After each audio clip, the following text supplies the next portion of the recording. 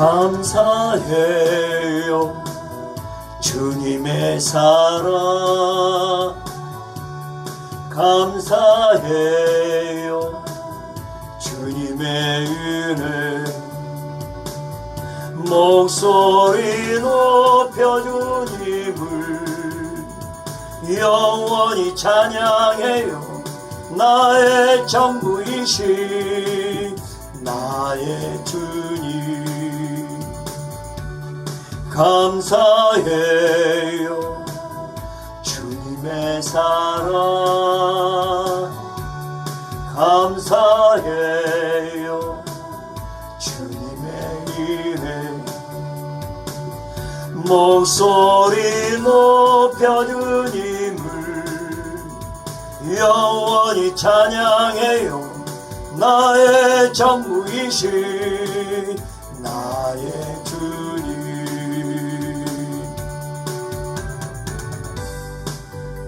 아멘.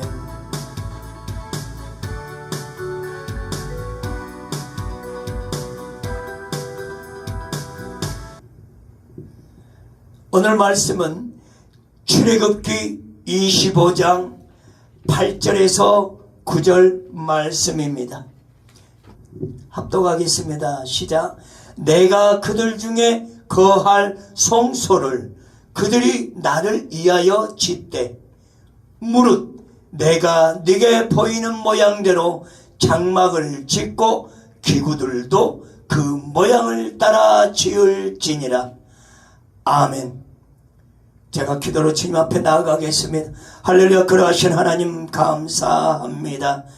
주 하나님을 찬양합니다. 경배드립니다.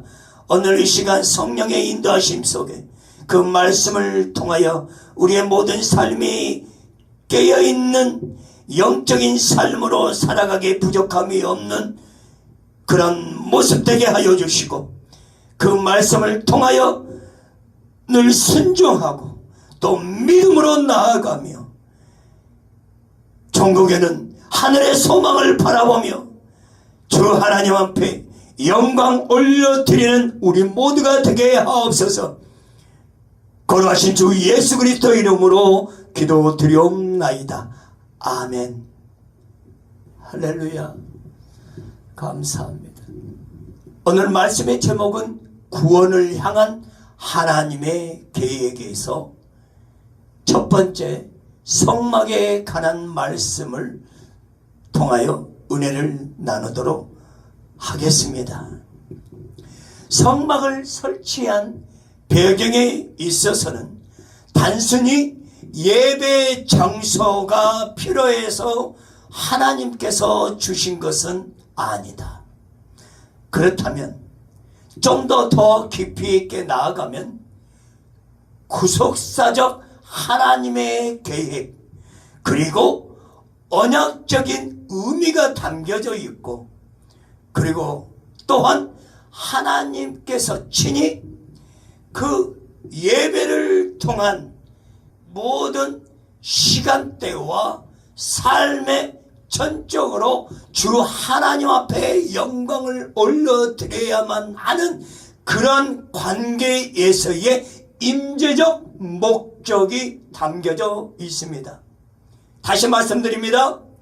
구속사적 은혜요, 두 번째 언약적인 하나님의 관계요, 선지자들을 통해서 일찍이 아브라함과의 언약적인 그 관계가 체결이 되었을 때에 하나님의 말씀은 변함이 없으시고 우리의 연약한 인간을 은혜와 사랑으로 불쌍히 여기시는 그 돌보심 속에서 지금까지 흘러왔던 그런 모든 시간대가 이루어지기까지 전적인 하나님의 은혜요 사랑이었기 때문에 하나님은 변개함이 없으시고 변질되지 않으시는 분명히 살아계셔서 역사하신 거룩하신 하나님이시기 때문에 입에서 나오는 선포되는 말씀 한 말씀 한 말씀이 결코 이 땅에 떨어뜨리지 아니하고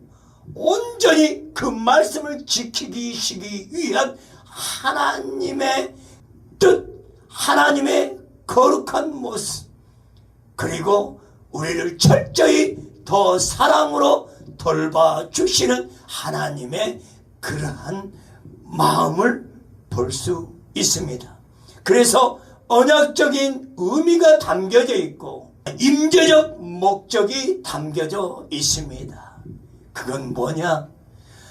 하나님 앞에 우리의 연약한 인간이 늘 어느 때든지 바로 서야 되는데, 그 인간의 자유의지가 있음으로써 아담과 하와가 지었던 그 원죄 또한 그들에게 하나님께서 더 사랑으로 돌보시기 위함이 분명히 예비되어 있음에도 불구하고 아담과 하와가 하나님의 말씀을 저버리고 등을 돌려서 사단의 그 말에 게임에 빠져서 결국 죄의 본성에서의 거기에서 끊어질 수 없는 그런 관계에서 하나님과의 관계로 멀어질 수밖에 없는 위치에 머물게 된 것입니다. 그렇다면 오늘 이 시간 구속사적인 그 은혜는 2000년 전에 이 땅에 오신 하나님이신 주 예수 그리스도께서 우리를 온전히 구속의 은총에 힘입고 죄를 사해 주시기 위해서 십자가에 못 박혀 죽으셨던 하나님의 그 사랑의 관계에서 우리가 장차 하나님이 주 예수께서 심판주로 오실 그때에도 우리가 변함없이 하나님 앞에 신랑이신 주 예수 그리스도를 맞이할 수 있는 신부로서의 관계로 세워져야 되는 그러한 은혜요 축복을 통하여 영원한 생명을 주님께서 열어주셨습니다. 그 천국의 열쇠를 믿는 우리에게 주셨는데, 이 또한 지금의 시대에도 믿음을 저버리고 우리가 몸된 하나님의 처소인 교회를 멀리하는 경우로 그런 모습에서 하나님의 관계에 점차 멀어지는 소홀히 여기는 모습으로 살아가는 이들이 많아지고 있습니다. 결국 구속의 은총을 힘입는 은혜를 놓쳐버리게 되고 하나님의 말씀에 힘입고 내 삶에서 드러나야 되는데 그 하나님의 능력 자체를 우리가 순간 놓쳐버리니까, 은혜를 놓쳐버리고 주의 사랑을 놓쳐버리니까 진정 하나님의 거룩한 백성으로서의 자녀로서의 역할을 감당을 하고 있느냐, 다시 의문점을 가질 수밖에 없는 것입니다. 그래서 오늘은 이러한 성막을 설치한 배경에 있어서 좀 더 깊이 있게 이야기를 나누고자 합니다. 출애굽 이후에 하나님의 임재가 문제가 생겼습니다. 성막이 세워지는 배경 중에 첫 번째, 종살이 하던 그 이스라엘 백성들을 애굽에서 건져내시고 홍해를 건너고 나서의 광야에 들어서자마자 발 딛기도 이전에 그들의 마음이 변질돼 가지고 출애굽을 시켜주셨던 하나님의 은혜는 온데간데 없고, 그리고 그 깊고 깊은 그 홍해의 그 물줄기를 갈라서 그 땅을 딛어서 안전하게 인도해 주신 하나님의 은혜의 손길을 놓쳐버리고 감사할 줄도 모르고 원망하고 불평했던 그러한 때를 되돌이켜 봅니다. 이스라엘 백성이 애굽에서 해방되었지만 결국 그들이 또다시 하나님을 원망하고 불평했던 죄로 인한 그 문제로 하나님의 관계가 또 멀어지는 그런 모습을 통해서 하나님은 그런 마음이 얼마나 아파하시겠느냐. 그래서 출애굽기 33장 3절에 보면 너희를 젖과 꿀이 흐르는 땅에 이르게 하려니와 나는 너희와 함께 올라가지 아니하리니 너희는 목이 곧은 백성인즉 내가 길에서 너희를 진멸할까 염려함이니라 하시니, 이처럼 목이 곧은 백성이라고 합니다. 하나님의 은혜를 놓쳐버렸다. 하나님께서는 함께 가기를 원하시고 늘 함께 거하기를 원하시는데 그들이 죄가 있음으로 해서 하나님은 거룩하신 하나님께서는 그 죄하고는 전혀 별개의 모습이시기 때문에 속성 자체가 거룩하신 그 분이기 때문에 결국 이스라엘 백성들의 죄인된 그러한 모습을 통하여 함께 할 수 없다는 그런 안타까운 현실을 맞닥뜨려지는 사실입니다. 죄 때문에 임재가 없는 거예요. 죄 때문에 그들의 모든 하던 일들을 관여를 안 하시는 거예요. 중재적인 역할이 필요한데 그게 성막이야. 광야 시대의 흐름 중에 넓은 광야에 250만여 명의 이스라엘 백성들이 이동하는 그 과정 중에 통해서 이 성막은 이동관에 세워지는 하나님의 처소거든요. 딱 정체돼서 한 곳에 머물러 있는 건물처럼 세워진 게 아니라 성막은 이동관에 늘 그곳을 세워져 나아가는 역할을 하는 것입니다. 두 번째, 시내산 언약 체결, 즉 말하자면 모세와 또 하나님 간의 그런 언약을 이루었습니다. 2절에도 아브라함과의 언약, 그 아들인 이삭과의 하나님과의 언약, 이후에 또 야곱과 하나님과의 언약, 그 언약을 체결하면서 하나님은 늘 상기시킨 거예요. 내가 너희와 함께 하리라. 이 또한 언약의 관계는 피의 증거라고 보여주시면서 늘 놓치지 않고 그들 선지자 한 사람 한 사람에게 이렇게 기억하도록 상기시킵니다. 아, 하나님께서 나와 함께하고 계시는구나. 우리 이스라엘 백성들을 위해서 우리를 지켜주시는 하나님이시구나 라는 것을 늘 기억하도록 만듭니다. 마음에서 떠나지 않도록 만들어 주십니다. 이러한 언약을 놓치지 않도록 기억하도록 영적인 지도자인 선지자들을 통해서 하나님께서 늘 함께 하시고 만나 주시는 그런 모습들을 보여주신 것입니다. 그래서 이 시내의 산 언약 체결 이후에 이런 하나님과의 언약을 맺는 과정 중에 하나님께서 모세에게 율법을 주시고 그리고 십계명 돌판을 주십니다.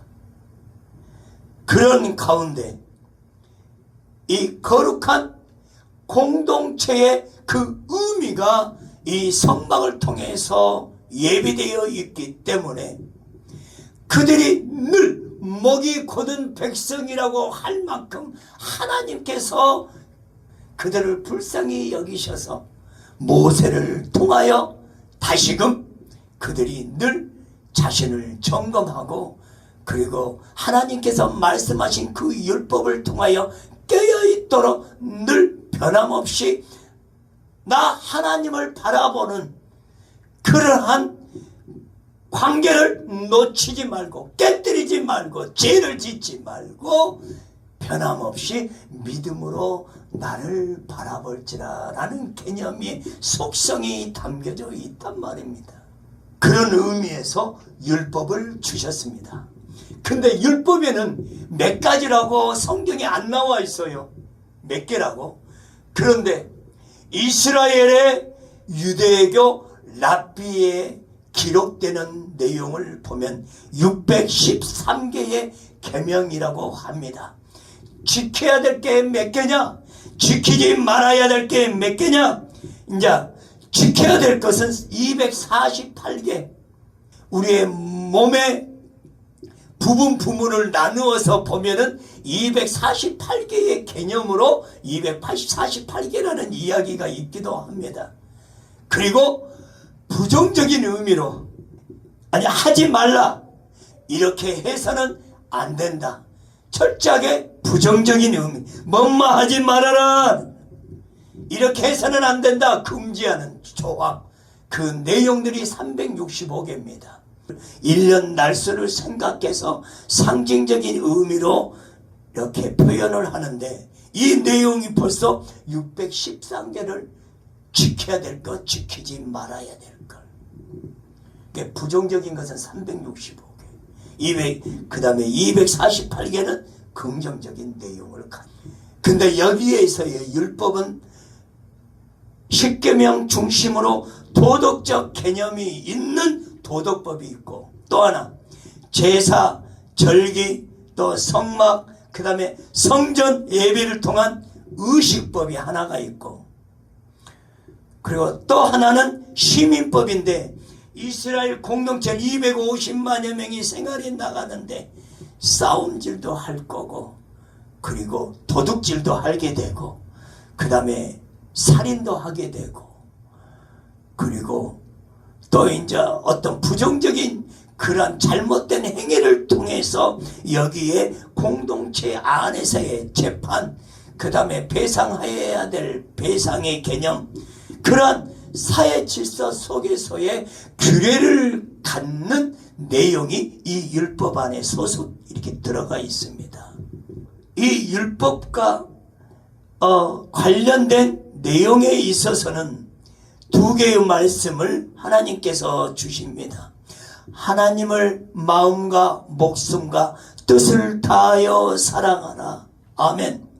마태복음 22장에 그 말씀에 하나님과 우리 인간과의 관계에서의 사랑 그 사랑에 있어서 우리가 전적으로 하나님 앞에 뜻과 마음을 다하여 하나님을 사랑하라 경외하라 사모하라 그런 의미를 담기고 있고 또 하나는 이웃 간의 그 사랑 마태복음 또 22장에 내 이웃을 내 몸같이 사랑하라는 그 말씀을 통해서 예수님께서 친히 우리에게 말씀하신 해주신 내용이기도 합니다.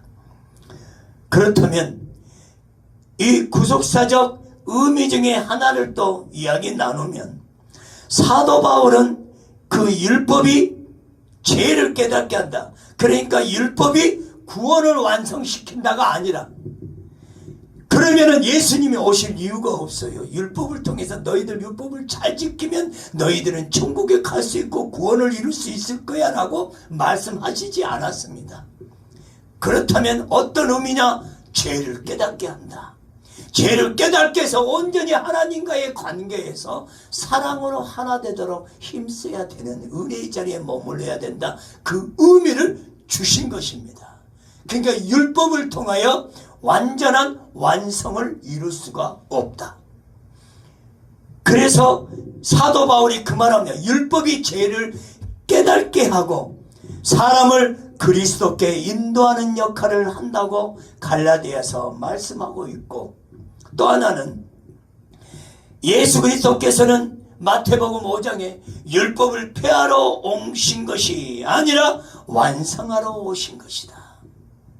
그러니까 율법 자체에서 완성의 의미가 아니라 예수 그리스도께서 우리의 모든 죄를 완전히 이렇게 613가지의 그 내용들을 어떤 조건 하에서 내가 지켜야 되고 지키지 말아야 되는 어떤 조건적인 의미의 개념으로 체결되는 것이 아니라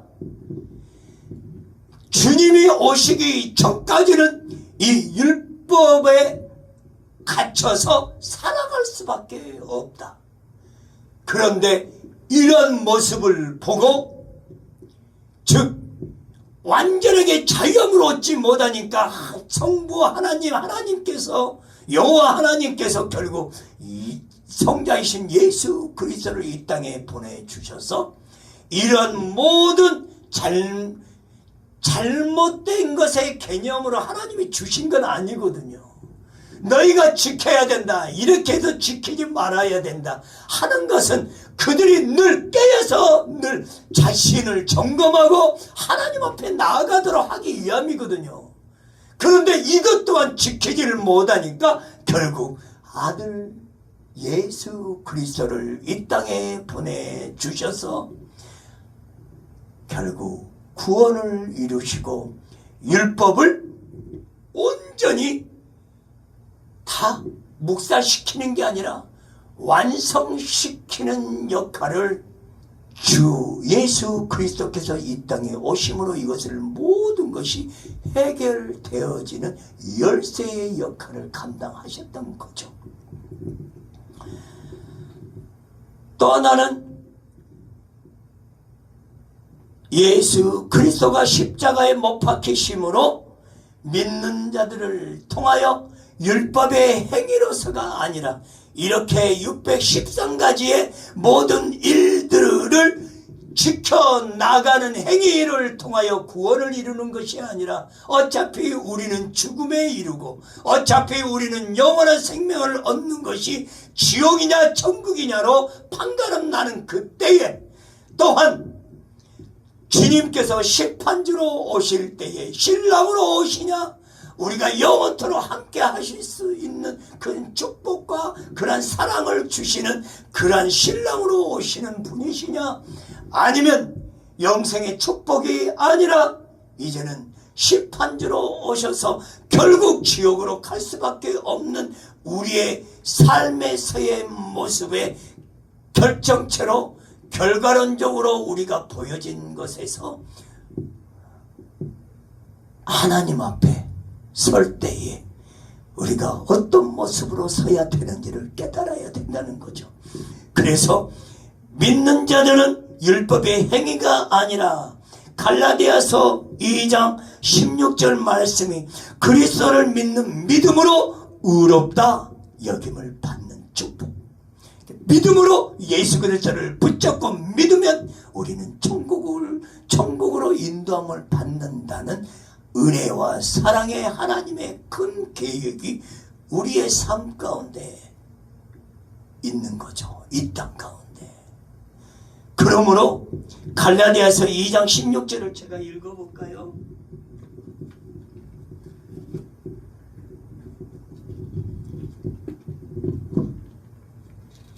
갈라디아서 2장 16절 말씀, 사람이 의롭게 되는 것은 율법의 행위로 말미암음이 아니요 오직 예수 그리스도를 믿음으로 말미암는 줄 알므로 우리도 그리스도 예수를 믿나니 이는 우리가 율법의 행위로서가 아니고 그리스도를 믿음으로써 의롭다 함을 얻으려 함이라. 율법의 행위로서는 의롭다 함을 얻을 육체가 없느니라. 아멘. 율법의 행위 613가지나 되는 지켜야 될 것 지키지 말아야 될 그런 행함에 있어서 우리가 온전히 다 그것을 이룰 수가 없다. 행할 수가 없다. 그걸 감당 못합니다. 그렇기 때문에 율법을 온전히 이룰 수가 없기 때문에 예수님이 이 땅에 오신 것입니다. 하나님께서 그것을 지키라고 말씀 주셨지만 결국 사람인지라 이거 감당 못합니다. 우리의 연약한 자라는 모습입니다. 또 하나 금송아지 사건이 있었어요. 모세가 하나님을 만나는 그 과정 속에서 기다리지 못하고 우상 숭배의 모습으로 이스라엘 백성들이 금송아지를 만들어서 높이는 모습을 결국 돌판을 들고 그 산 아래에 내려왔더니 금송아지를 머리에 이고 그들이 축제의 분위기로 우상 숭배하는 그러한 열정에 도취되는 그런 모습을 취했을 때 그 모습을 보고 돌판을 들고 있던 내던지면서 돌판이 깨지게 되는 그런 모습을 하나님이 다 보시고서 그리고 또 다시 돌판을 다시 준비해서 하나님 앞에 다시 가지고 올라갑니다. 이 돌판이 십계명입니다. 금송아지를 만드는 큰 죄를 범했던 그때에 결국 이들의 모든 광야 생활 그 자체에 하나님과의 단절된 그 문제로 인하여 성막을 짓게 된 배경이다. 성막. 이동 간의 성소. 이동용 성소. 우리가 텐트 아시죠? 텐트 개념처럼 그렇게 짓고 다시 정리하고 또 다시 세우고 또 정리하고 또 이동하면서 네 번째는 이러한 이동 간의 광야 생활로 인해서 하나님과의 관계가 늘 가까이 접해야 되고 관계가 회복해야 되는 그러한 하나님의 은혜를 놓치지 말라는 의미를 가지고서 성막이 세워지는 배경입니다. 그리고 그 성막을 통해서 하나님의 임재를 갖게 하고 그리고 늘 그들이 회개하고 늘 하나님의 살아계심을 우리가 가까이에 접한 것을 갖다 보면은 내가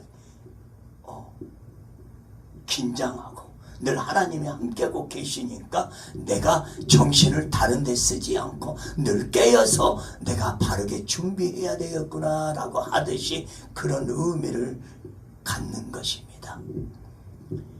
그렇다면 이 성막은 하나님께서 친히 그들 이스라엘 백성들과 함께하기 위해서 성막을 세우는데 이 성막은 결국 어떤 의미를 가지고 있냐? 임재의 장소요, 제사함을 받는 그 길을 선택하는 거고 그리고 성막을 통하여 예배 드리는 초소고 예배의 중심적인 그 사역을 통해서 하나님 앞에 나아가는 모습이고 그리고 성막 그 자체는 예수 그리스도의 예표라고 합니다. 그리고 교회의 모형이기도 합니다. 예수님이 십자가에 못 박혀 죽으신 이후에 휘장이 갈라지면서 우리의 성도는 결국 어떻게? 하나님의 임재 가운데 예수님을 믿으면 예수님을 붙잡고 나아가면 성령의 인도하심으로 도우심으로 우리가 임재 가운데 거할 수 있다. 우리가 온전히 하나님의 대제사장처럼 하나님의 은혜로 들어갈 수가 있는 은혜의 열쇠를 은혜의 선물을 주신 것이다. 이게 축복이다. 대제사장이 들어갔던 곳은 절기가 속죄일 그때만 7월 10일 날 들어가는 거 한 번만 들어가는 거예요. 왜 교회가 중요한가 이제 그런 얘기를 하기 위해서 하는 거야. 말씀의 첫 번째 골로새서 1장 18절 말씀에 그는 몸인 교회의 머리시라는 말씀이 나와요. 두 번째 교회는 그리스도의 몸이라고 에베소서에 말씀하고 있습니다. 교회는 그의 몸이니라는 에베소서 1장 말씀에 세 번째 이 터는 곧 예수 그리스도라라는 말씀이 어디에서 나오냐? 고린도전서 3장에 나옵니다. 이 터는 곧 예수 그리스도라. 다시 말하면 교회의 기초는 예수 그리스도다. 그 다음 네 번째, 교회의 모퉁이돌이라고 들어보셨죠? 에베소서 2장에 그리스도 예수께서 친히 모퉁이돌이 되셨느니라 라는 말씀이 나옵니다. 돌 하나로부터 시작되잖아요. 기초는. 그 교회의 기초가 예수 그리스도다. 예수께서 교회를 세우신다는 의미가 있습니다.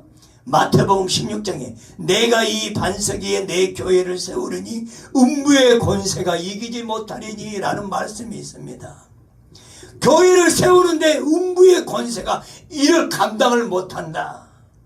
왜? 예수 그리스도가 하나님이시기 때문에, 창조주 하나님이시니까 교회 가운데 함께하고 계시기 때문에 어느 악한 세력이 침몰치 못한다는 것을 의미를 가지고 있는 겁니다. 그리고 또 하나, 여섯 번째, 교회는 그리스도의 신부요.